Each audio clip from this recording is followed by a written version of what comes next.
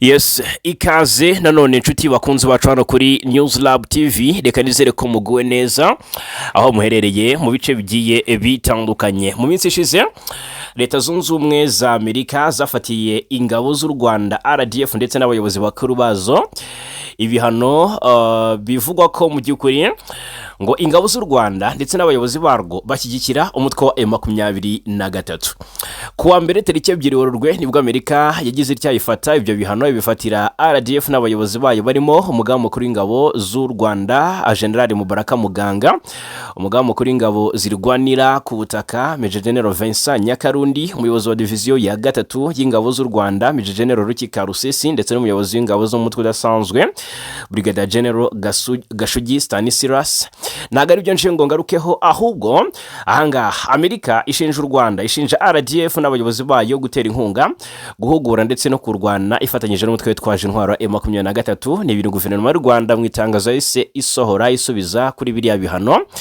Yavuze ko mu by'ukuri kuba ibihano byafashwe byibasira uruhande rumwe mu ziri mu nzira y'amahoro mu buryo budakwiye, bigoreka kuri ndetse bikagaragaza mu buryo butari bwo imiterere nyayo y'amakimbirane ari umurasirazuba bwa Repubulika Iharanira Demokarasi ya Kongo n'u Rwanda. Kandi rwari rumaze iminsi rutangaza ko mu by'ukuri biciye muri Minisitiri w'Ububanyi n'Amahanga n'Ubutwererane Olivier Nduhungirehe ko mu by'ukuri niba gufatira u Rwanda ibihano byakemura ikibazo cy'umutekano mu burasirazuba bwa Kongo, rugaragaza ko rwabyakiriza yombi.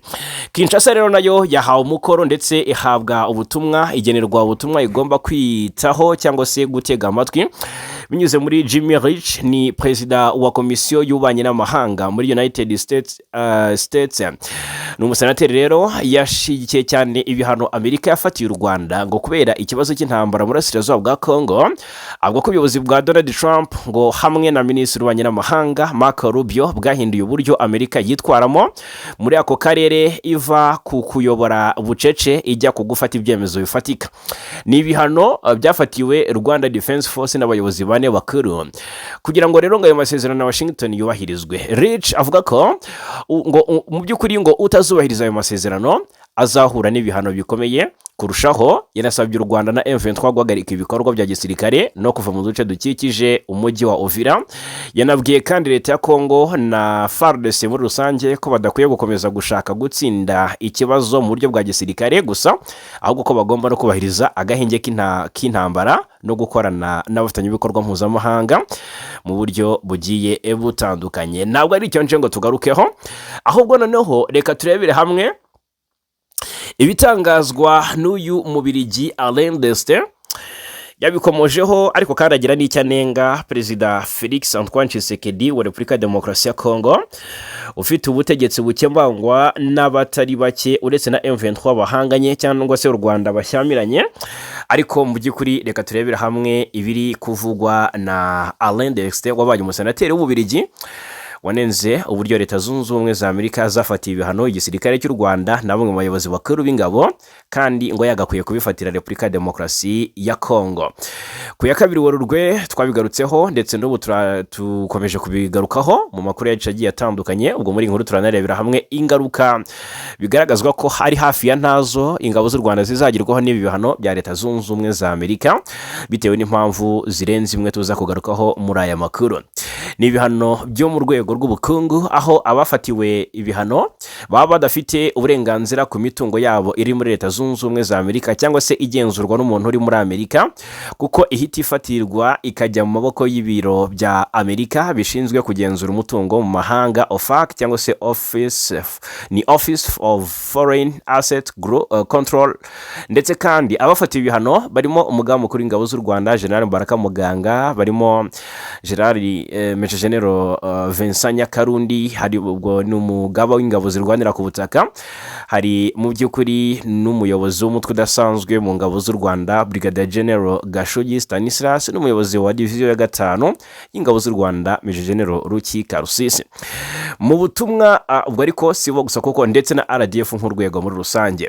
Mu butumwa burebure yanyushije ku rubuga rwe rwa X yahoze ari Twitter ku itariki ya 3 Werurwe, Alain Deste wabaye umusenateri w'Ububirigi muri 1995 kugeza muri 2001 n'imyaka 6, yavuze ko Kongo ariyo nyirabayazana shoza intambara binyuze mu gutoteza abatutsi b'abanyekongo.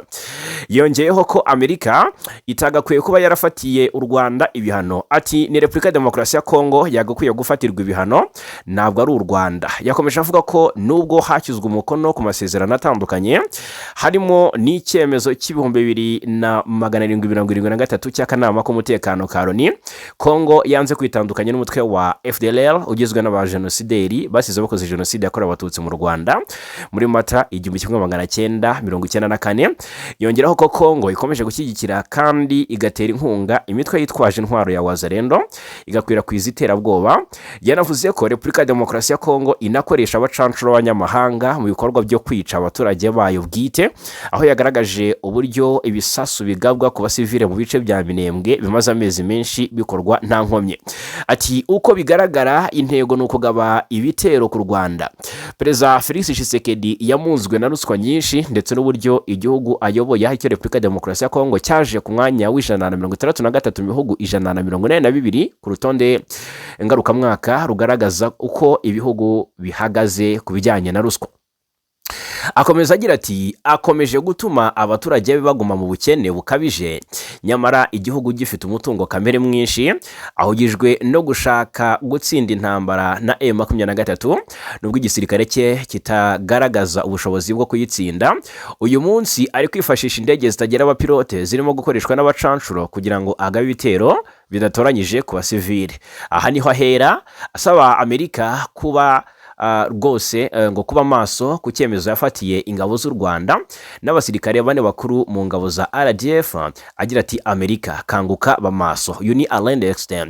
Yanasabye senateri yanabaye uyu rero yabaye senateri mu Bubiligi kuva mu mwaka w'1995, ariko si nizo nshingano gusa kuko kugeza muri 2011 yabaye umunyamabanga mukuru w'ishyaka Médecins Sans Frontières n'umuryango w'abaganga batagira umupaka, akaba atanga n'ubusesenguzi mu binyamakuru nka Le Figaro, CN News ndetse n'ibindi bigiye bitandukanye. Ubwo rero kandi indi nkuru twagarukaho muri aka kanya ni inkuru ituruka ku mupaka w'u Burundi ndetse n'u Rwanda, n'amakuru yihutirwa cyane.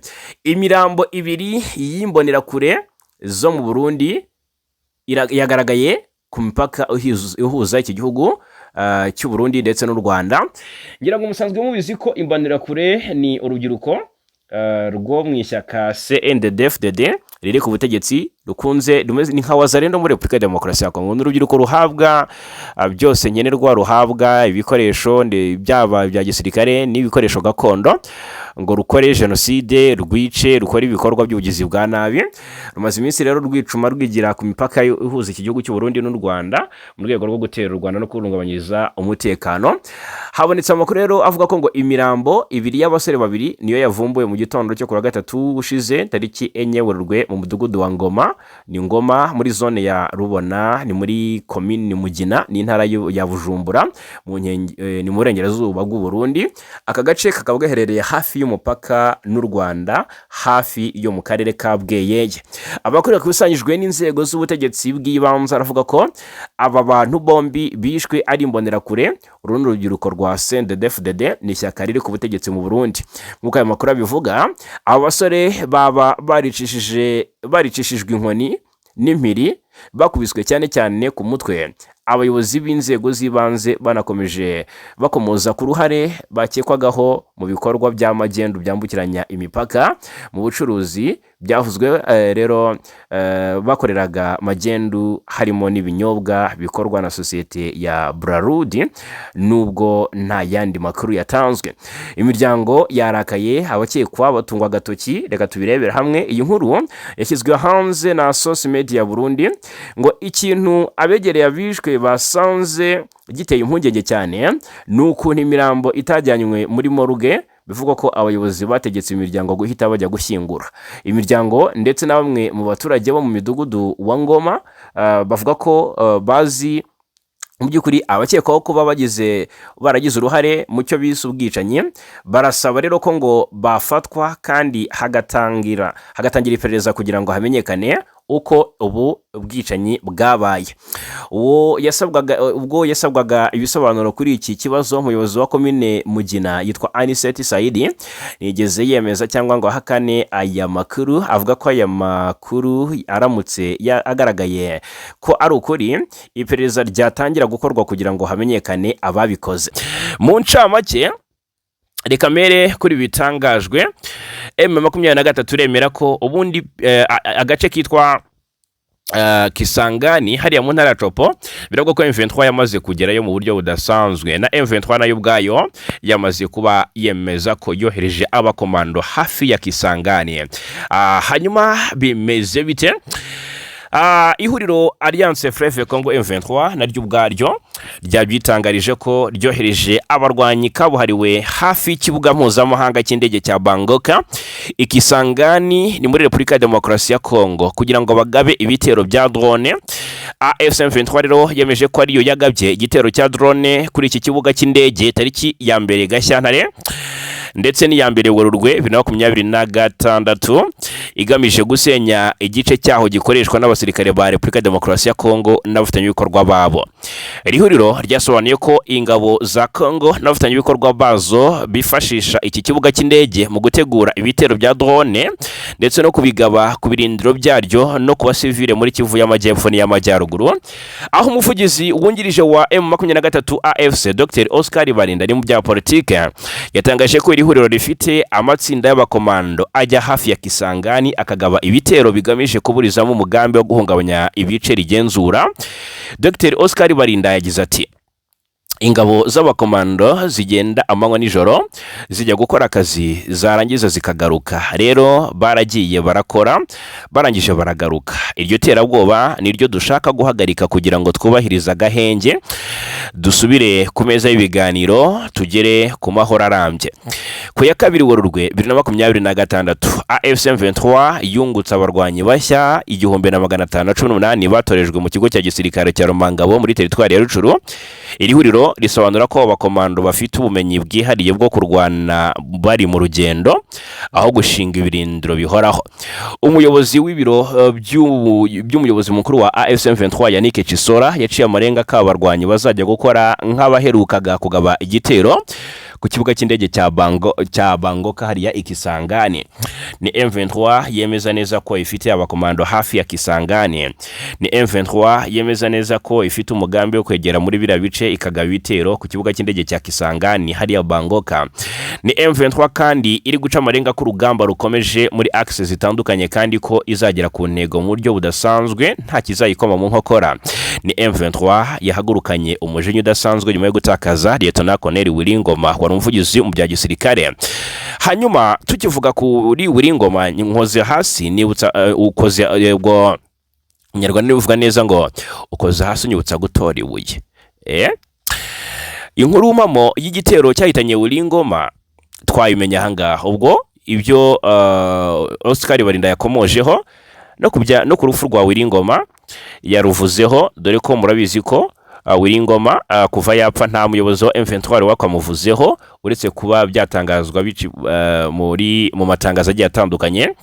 Ariko rwose iyi nkuru y'urupfu rwa Wiringoma kuva mu mpera za Gashyantare 2026 ingabo za Kongo n'imitwe ya Wazalendo byari byabanje kugaba ibitero bikomeye ku birindiro bya M23 muri Masisi bigamije kwisubiza igice cya Rubaya gikungaye ku mabuye gaciro cya amabuye yari ya Korota.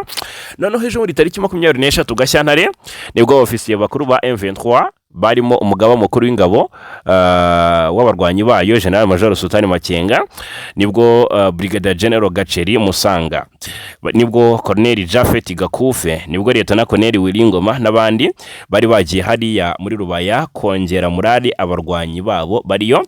None uwo munsi warangiye ihuro ry'ingabo za leta ya Kongo ritagize icyo rigeraho cyangwa se ritageze ku ntego yaryo yo gufata Rubaya. Icyakoze ryari rikomeje gutera ibice byo muri sheferi ya Bahunde birimo Gatoyi, birimo Gasenyi na Karingi rikoresha intwaro ziremereye zirimo drone. Amakuru atugeraho rero akavuga ko kubera uko urugamba rwari rukomeje, abarwanyi bo muri AFC M23 bafashe icyemezo cyo kurara hafi ya Rubaya mu macumbi ari mu rwuri rwa Brigadier General Innocent Gahizi wo mu ngabo za Kongo. Noneho byageze hagana amasaha ya saa 8 z'urukerera rwo ku itariki 24 Gashyantare, Major General Makenga ajya kurara mu macumbi ari mu kigo cya Kiliziya Gatolika cya Mater Dei Matanda kiri muri Masisi, hariya muri teritwari ya Masisi. Abandi bofisiye bo basigara muri rwa rwuri. Umuvugizi wungirije wa AFC M23 Oscar Barinda yatangaje ko Lieutenant Colonel Wiringoma yapfuriye mu gitero cyagabwe mu icumbi yari arimo. Ati baje kuturasira umuvugizi wa gisirikare, bamurasira mu icumbi aho yarari, ni inzu ntabwo yari ku muhanda. Ati na hano bari bacumbitse kugira ngo bahagarike ibitero byari bije biturutse za Warikare. Tariki 2 Werurwe AFC M23 yaciye amarenga ko izakomeza kugaba ibitero ku kibuga cy'indege cya Bangoka muri Kisangani kugira ngo isenye drone zaturuka, kandi ko leta ya Kongo izabazwa amaraso ya Lieutenant Colonel Wiringoma n'abandi barwanyi bayo bishwe. Urupfu rwa Wiringoma mwitega ko rushaka kuza kuvamo kwihorera gukomeye kwa M23. Hari havuzwe na General Sultan Makenga ejo bundi yagaragaye irumangabo nyuma yuko yaramaze icyumweru abikwa. Ibyo byo rero tubikureho ko Makenga ariho ni muzima, nta n'igikuba cyacitse, nta nubwo yigeze akomereka. Hanyuma General Makenga uhanganye na leta ya Kongo imyaka myinshi niwe igitero cyari kigambiriye burya. Byavugwaga ko ashobora kuba yarishwe cyangwa se yakomeretse bikomeye, ariko amakuru atugera haragaragaza ko ari muzima, ndetse Jean yagaragaye irumangabo aha amabwiriza bari abakomanda 1518 nababwiraga ko bamaze iminsi basoje imyitozo. Hanyuma ariko Oscar Barinda yatangaje ko inkuru zivuga ko Makenga yishwe cyangwa yakomeretse zisekeje, kuko ubwo iki gitero cyagabwaga atarahari. Agira ati yageze ku rugamba, ava ku rugamba arangije ajya ku yindi mirimo, aho ibyo byabereye ntabwo yarahari. Ati ni muzima ari mu mirimo ye. Nyuma y'igihe gikabaka b'icyumweru iki gitero kigabwe, ibihuha bikomeje kuba byinshi rwose. Tariki 2 Werurwe Makenga yagaragaye mu kigo cya gisirikare cya Rumangabo muri Rucuru yinjiza muri M23 abarwanyi bashya 1518. Makenga abwiye abarwanyi bashya bahawe imyitozo idasanzwe ku rugamba bagiye kwinjiramo rugo gukura ku butegetsi n'injiji, birumvikana bafatanya kuyobora igihugu cyabo, bagakemura ibibazo byugarije cyangwa se byugarije iki gihugu, bagacyura n'abanyekongo bameneshejwe. Hanyuma ariko kandi ati mwiteguye gukuraho Tshisekedi n'izi njiji zikorana nawe. Ati mwanze kuyoborwa n'amabandi. Nyuma yaho bose barikirije. Agira ati ndabashimiye, mbifurije akazi keza, nizeye ko muzafasha iri huriro aho gufasha FRDC. Ni M23 ikomeje guhamagarira guhanganira n'ihuriro ry'ingabo za leta ya Kongo mu bice bitandukanye byo muri Kivu y'Amajyaruguru na Kivu y'Amajyepfo, cyane cyane muri Masisi, igaragaza ko igihe cyose itewe izakoresha ubushobozi ifite mu kwirwanaho. Ni M23. Hanyuma reka mbabwire ko birakomeye cyane ibiri kuvugwa ku mutekano mu burasirazuba bw'igihugu cya Repubulika Iharanira Demokarasi ya Kongo. Reka mbabwire ibitangazwa na Senateri Jimmy Rich wasabye leta ya Kongo na FARDC kubahiriza agahenge. Ariko ubwo reka mbanze mbabwire iyi nkuru mbi cyane iturutse muri teritwari ya Masisi mu gace ka Rubaya gakongaye cyane ku mabuye y'agaciro. Ntabwo nta n'ukwezi n'igice, n'amezi 2 actually, niba nayo ashobora kuba atarimo. Ni icyo gihe bivuzwe ko abantu baragera kuri 400 bamaze kugwa guhitanwa n'inkangu hariya muri Rubaya. Kuri uyu wa gatatu tariki 4 Werurwe Minisiteri y'ubucukuzi bw'amabuye y'agaciro muri Repubulika ya Demokarasi ya Kongo yatangaje ko kuwa 2 abantu barenga 200 bapfuye bazize inkangu yatewe n'imvura nyinshi yaguye mu birombe bya Rubaya bicukurwamo koruta mu burasirazuba bw'igihugu. Ni nyuma y'indi yahitanye abasaga 200 nanone muri Mutarama. Umwe mu bayobozi bakuru bo mu mutwe w'inyeshyamba wa AFC M23 ugenzura iki kirombe yari yatangarije Reuters ko abantu 5 cyangwa se 6 gusa bapfuye muri iyo manuka. Rubaya itanga hafi 15% bya koruta isi tunze, igakenerwa cyane n'abakora telefone zigendanwa, mudasobwa, ibice by'indege hamwe na gaze na za gaze turbine. Hanyuma ibi birombe kuri ubu rero biri mu gice kigenzurwa na AFC M23 kuva 2024, biretse kongerwa ku rutonde rw'ibirombe by'amabuye y'agaciro guverinoma Kongo yemereye Amerika mu rwego rw'ubufatanye mu bucukuzi bw'amabuye y'agaciro. Izi mpanuka rero zikomeje guhitana abantu, zikaba ziri guterwa ngo n'imvura nyinshi irimo kugwa muri iyi minsi, aho Minisiteri y'ubucukuzi bw'amabuye y'agaciro yavuze ko abana bagera kuri 70 bari mu bapfuye kandi ko benshi bakomeretse bimiriwe mu bigo nderabuzima byo mu mujyi wa Goma. Hanyuma rero niyo nkuru iri kuvugwa cyane muri teritwari ya Rubaya. Hanyuma ikindi twavuga cyangwa se ikindi twakomozaho, reka dukomoze ku bitangazwa na Senateri Jimmy Rich, ndetse tunarebera hamwe ibitangazwa n'uyu mubirigi Alain Destin. Jimmy Rich ni perezida wa komisiyo y'ububanyi n'amahanga muri United States. Uyu rero ni Jimmy Rich ngo yashyigikiye ibihano Amerika yafatiye u Rwanda kubera ikibazo cy'intambara yo mu burasirazuba bwa Repubulika ya Demokarasi ya Kongo. Yavuze ko ubuyobozi bwa Donald Trump hamwe na Minisitiri w'ububanyi n'amahanga Marco Rubio bwahinduye uburyo Amerika yitwaramo muri ako karere, iva ku kuyobora bucece ijya ku gufata ibyemezo bifatika. Ibihano byafatiwe Rwanda Defense Force cyangwa se RDF n'abayobozi bane bakuru bayo kugira ngo amasezerano ya Washington yubahirizwe. Jimmy Rich yavuze ko utazubahiriza ayo masezerano azahura n'ibihano bikomeye kurushaho. Asaba u Rwanda na M23 guhagarika ibikorwa bya gisirikare no kuva mu duce dukikije umujyi wa Uvira. Yanabwiye leta Congo Force Armée de la République Démocratique du Congo ko badakwiye gukomeza gufasha cyangwa se gushaka gutsinda ikibazo mu buryo bwa gisirikare gusa, ahubwo ko bagomba kubahiriza agahenge k'intambara no gukorana n'abafatanyabikorwa mpuzamahanga. Nibyo ngibyo rero. Hanyuma ikindi cyavuzwe ku ruhande, reka mbwire cyangwa se mbabwire ibya Tshisekedi uburyo byashyizwe hanze. Uyu ni Alain Destin. Alain Destin wabaye umusenateri w'Ububirigi yanenze uburyo Leta Zunze Ubumwe za Amerika zafatiye ibihano igisirikare cy'u Rwanda na bamwe mu bayobozi bakuru b'ingabo, kandi yagakwiye kubifatira Repubulika Iharanira Demokarasi ya Kongo.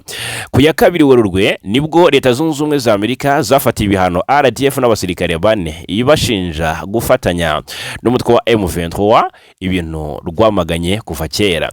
Ni ibihano byo mu rwego rw'ubukungu, aho no mu by'ukuri ababifatiwe baba badafite uburenganzira ku mitungo yabo iri muri Leta Zunze Ubumwe za Amerika cyangwa se igenzurwa n'umuntu uri mu maboko y'ibiro bya Amerika bishinzwe kugenzura umutungo mu mahanga, OFAC cyangwa se Office of Foreign Assets Control. Hanyuma abafatiwe ibihano barimo umugaba mukuru w'ingabo z'u Rwanda General Mubaraka Muganga, barimo umugaba w'ingabo zirwanira ku butaka Major General Vincent Nyakarundi, barimo n'umuyobozi w'umutwe udasanzwe mu ngabo z'u Rwanda Brigadier General Stanislas Gashugi, n'umuyobozi wa diviziyo ya 5 y'ingabo z'u Rwanda Major General Ruki Karusisi, ndetse na RDF nk'urwego muri rusange. Mu butumwa burebure bunyujije ku rubuga rwa X yoza Twitter ku ya 3 Werurwe 2026, Alain Destin wabaye umusenateri w'Ububirigi mu mwaka w'1995 kugeza mu mwaka wa 2011, yavuze ko Kongo ari yo nyirabayazana yo gushoza intambara binyuze mu gutoza cyangwa se mu gutoteza abatutsi b'abanyekongo. Yongeyeho ko Amerika itagakwiye kuba yarafatiye u Rwanda ibihano, ati ni DRC yagakwiye gufatirwa ibihano, ntabwo ari u Rwanda. Yakomeje avuga ko nubwo hashyizwe umukono ku masezerano atandukanye, harimo n'icyemezo cy'ibihumbi 2773 cy'akanama k'umutekano ka Loni mu Repubulika ya Demokarasi ya Kongo, yanze kwitandukanya n'umutwe wa FDLR ugizwe n'abasize bakoze jenoside yakorewe abatutsi mu mwaka w'1994. Yongeye ko Repubulika ya Demokarasi ya Kongo ikomeje mu by'ukuri gushyigikira kandi igatera inkunga imitwe yitwaje intwaro ya Wazalendo ikwirakwiza iterabwoba.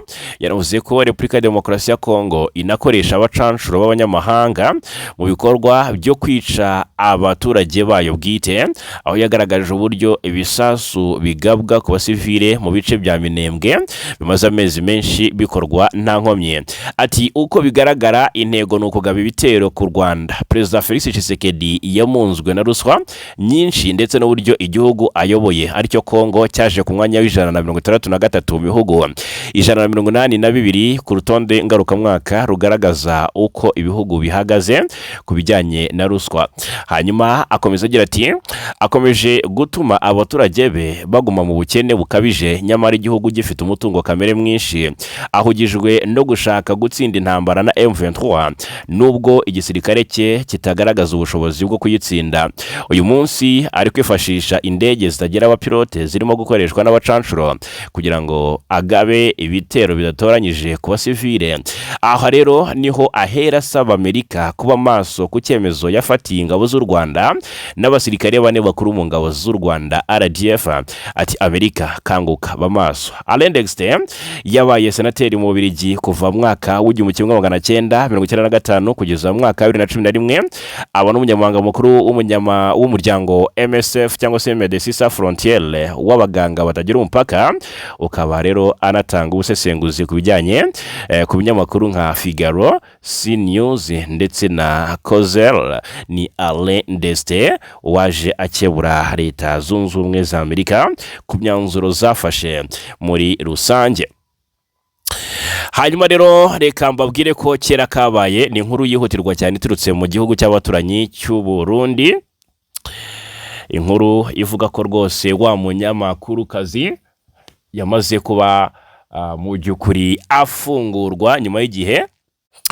Ni Sandra Umuhoza yarekuwe by'agateganyo n'ubutabera bw'u Burundi nyuma y'iminsi 685 yari amaze afunzwe. Kuwa gatatu tariki enye Werurwe nibwo uyu munyamakuru kazi yarekuwe nyuma y'icyemezo cyo kumurekura cyatanzwe n'umushinjacyaha mukuru mu rukiko rw'ubujurire rwa Ngozi ku 27 Gashyantare. Icyakora nubwo yarekuwe ntabwo yemerewe gusohoka mu gace atuyemo. Sandra Umuhoza w'imyaka 43 y'amavuko yari yaratawe muri yombi muri Mata umwaka wa 2024. Icyo gihe yakoreraga ikinyamakuru gikorera kuri murandasi cya Nova Burundi. Ubwo yatabwaga muri yombi rero yashinjwaga gusangiza amakuru mu itsinda ryigenga rya WhatsApp yerekeye intwaro n'abayobozi b'ishyaka CNDD-FDD barimo baha urubyiruko rwo mu Burundi rw'ibonerakure.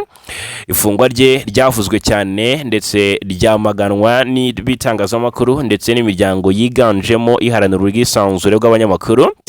Muri Mutarama uyu mwaka Sandra Umuhoza yakatiwe imyaka 4 y'igifungo nyuma yo guhanywa ibyaha birimo guhungabanya ubumwe bw'igihugu n'urwango rushingiye ku moko. Icyemezo rero cy'urukiko cyanenzwe cyane n'imiryango iharanira ubwisanzure bw'itangazamakuru. Uyu muryango w'abanyamakuru batagira umupaka mu itangazo wasohoye nyuma y'irekurwa rye wavuze ko wakiriye neza irekurwa, unasaba ubutabera bw'u Burundi gukuraho ibirego byose kuri Sandra Umuhoza mu gihe icyemezo gishya cy'ubujurire kitezwe bitarenze ku ya 20 Werurwe. Komite ishinzwe kurengera abanyamakuru CPG nayo yashimiye irekurwa ry'agateganyo ariko igaragaza ko ridakuraho akarengane Sandra Umuhoza yakorewe. Umuyobozi wa gahunda ya CPG muri Afurika yitwa Mutoki Mumo yashimangiye ko Umuhoza azagira kwishyira ukizana nyako ari uko yahanagweho ibyaha byose muri rusange. Abagororwa basaga 1800 bagiye kurekurwa by'agateganyo nk'uko ni bimwe mu byagarutsweho mu myanzuro y'inama y'abaminisitiri yateranye muri Village Urugwiro kuri wa gatatu tariki enye Werurwe 2026. Ni inama y'abaminisitiri yemeje irekurwa ry'agateganyo ry'abantu 1870 47 bari barakatiwe ni irekurwa ry'agateganyo mbere y'uko igihano kirangira ku masezerano yo kwitwara neza. Mu itegeko rigenga imiburanishirize y'imanza zishinjabyaha, kwemererwa gufungurwa by'agateganyo biterwa n'igihano cyatanzwe ndetse n'igice cy'igihano kimaze gukorwa. Umugororwa wakatiwe igifungo kitarenze imyaka 5 ashobora gutekerezwaho mu ifungurwa ry'agateganyo nyuma yo gukora nibura 1/4 cy'igihano. Abakatiwe igifungo kirenze imyaka 5 bagomba kuba barangije nibura 1/3 cy'igihano cyabo. Ku bijyanye n'igifungo cya burundu, uwahamwe n'icyaha yemererwa kurekurwa nyuma yo gukora nibura imyaka 15. Ku bijyanye n'uburyo bwo gusaba icyifuzo cyo kurekurwa by'agateganyo gishyikirizwa Minisitiri ushinzwe ubutabera binyuze muri Komiseri Mukuru w'Urwego rw'Igihugu rushinzwe igorora. Icyakora umugororwa ufungiye mu kigo ngororamuco cya gisirikare ashyikiriza ubusabe Minisitiri w'Ubutabera abinyujije kuri Minisitiri w'Ingabo. Iri tegeko riteganya kandi iseswa ry'irekurwa ry'agateganyo. Minisitiri w'Ubutabera ashobora abisabwe n'ubushinjacyaha guhagarika icyemezo cy'ifungurwa ry'agateganyo iyo uwarekuwe ahamwe n'ikindi cyaha, yishoye mu yindi myitwarire idakwiye cyangwa se yarenze ku ngingo zijyanye n'itegeko ry'irekurwa ry'agateganyo. Hanyuma kandi iyo bigenze bityo, umuntu asabwa kurangiza igihano cyose cyari gisigaye igihe yarekurwaga cyangwa igice cyacyo muri rusange. Twerekeze hakurya y'inyanja ngari, mbabwire ko kuri ubu ibya Leta Zunze Ubumwe za Amerika na Israeli mu ntambara na Iran biri kugenda bisubirwamo uko bwije nuko bukeye. Muri Leta Zunze Ubumwe za Amerika hasohotse gisa nkaho ari umwanzuro karundura, umwanzuro karahutaka ndetse umwanzuro wihutirwa cyane. Nyuma yuko kuri wa gatatu ushize tariki 4 Werurwe abasenateri baturuka mu ishyaka ry'abarepublikane bitambitse icyemezo cyari kugabanya imbaraga za Perezida Trump zo gukomeza kurwana na Iran nta burenganzira hawe n'itegeko nshinga amategeko nta burenganzira hawe n'inteko nshinga amategeko, nubwo intambara isa nk'iyagutse ikaba mpuzamahanga. Kuri uwo munsi ibirindiro by'ingabo zo mu kirere bya NATO byarashe misile zo mu bwoko bwa balistike zavaga muri Iran zerekeza muri Turukiya, mu gihe Amerika mu by'ukuri yarohamishije ubwato bwa gisirikare bwa Iran mu mazi mpuzamahanga. Kandi ibihugu byinshi by'Uburayi byohereje ibikoresho bya gisirikare mu karere kugira ngo birengere inyungu zabyo. Abayobozi b'Abanyamerika bashimangiye ko nta kuva ku bintu bizavaho mu bitero bya Amerika na Iran. Minisitiri w'Ingabo Peter Hegseth yavuze ko indege z'intambara za Amerika na Israel vuba ziba zigenzura ikirere cyose cya Iran, bikazafasha guhitamo aho kugaba ibitero no gutanga urupfu n'irimbuka umunsi wose. Amatora yo kuri wa gatatu ushize nk'uko New York Post ivuga yerekanye mu by'ukuri ngo yerekanye kutabona ibintu kimwe gukomeye muri iyi ntambara imaze iminsi 5 yikurikiranya. Bivuga ko Republican umwe gusa, Senateri Rand Paul wa Kentucky, ari wagaragaje ko ari ku ruhande rudashyigikiye intambara Amerika yashoje kuri Iran. Nibyo ngibyo rero, ariko kandi ibintu biri kuba muri leta cyangwa se biri kuvugwa muri intambara ni byinshi. Reka ariko mbabwire ko nyuma y'uko iyi ntambara igitangira hakicwa uyu muyobozi w'ikirenga Ayatollah Ali Khamenei, biravugwa ko mu by'ukuri yabonye umusimbura we. Uyu Ayatollah Ali Khamenei yabonye umusimbura we nk'uko bitangazwa. Habayeho rwose n'ihererekanya y'ububasha i Tehran, yitwa Mojtaba, yatoreye gusimbura Ali Khamenei ku buyobozi bw'ikirenga bwa Iran.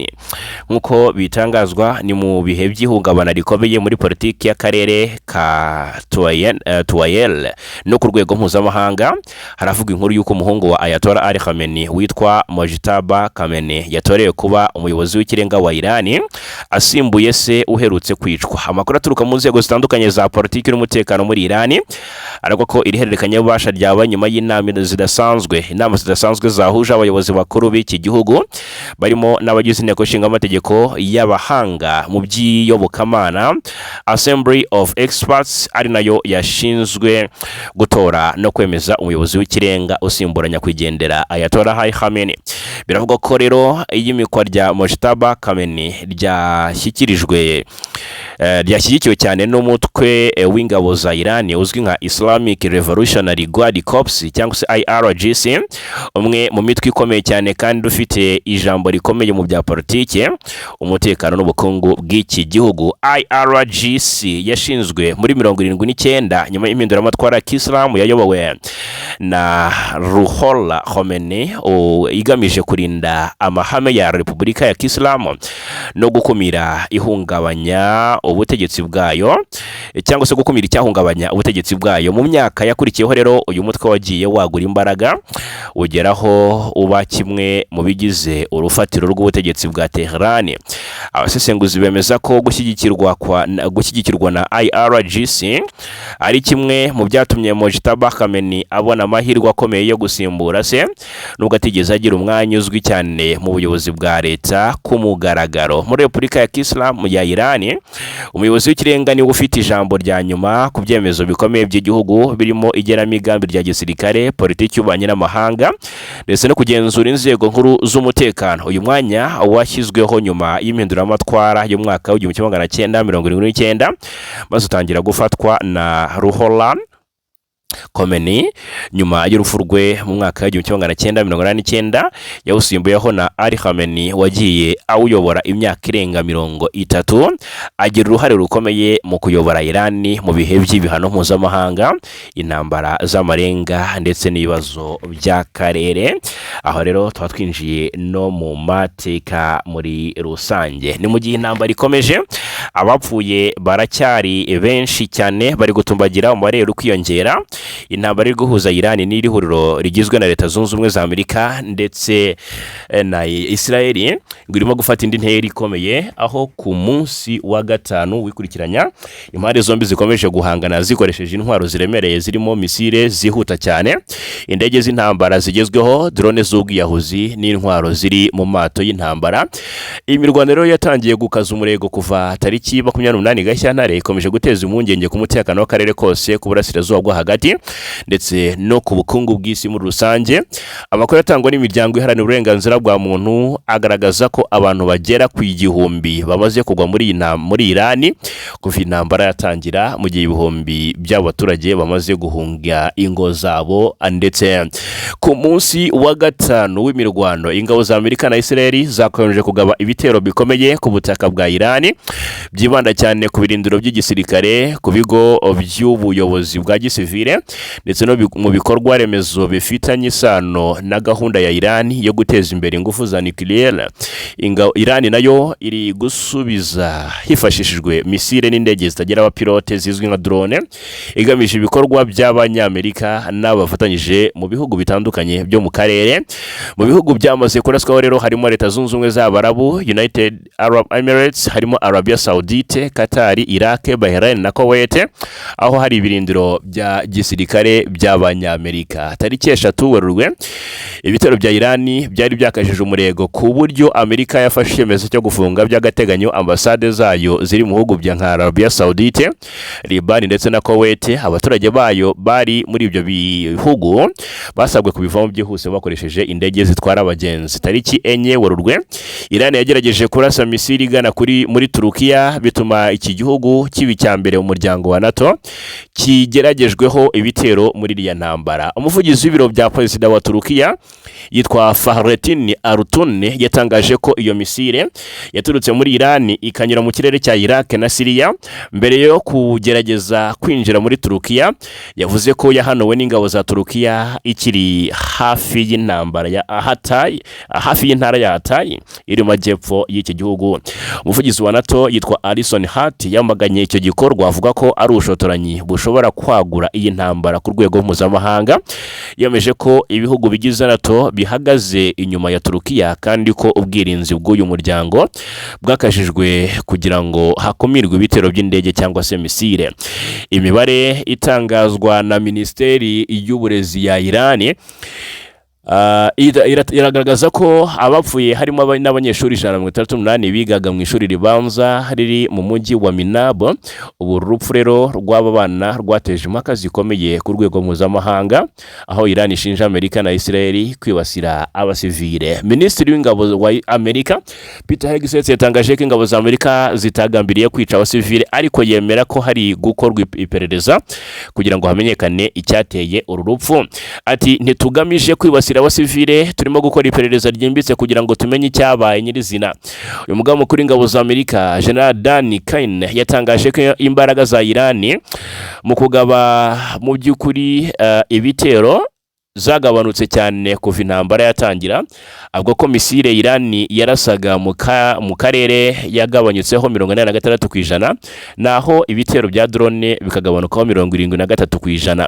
General Kane avuga ko ingabo za Amerika zimaze kurasa ibipimo birenga 2000 by'ibirindiro bya Iran, ndetse zikaba zarasenye amato y'intambara arenga 20 mu nyanja y'Ubuhinde. Minisitiri Peter Hegseth nawe yatangaje ko ubwato bwabo bugendera munsi y'amazi bwamaze kwibiza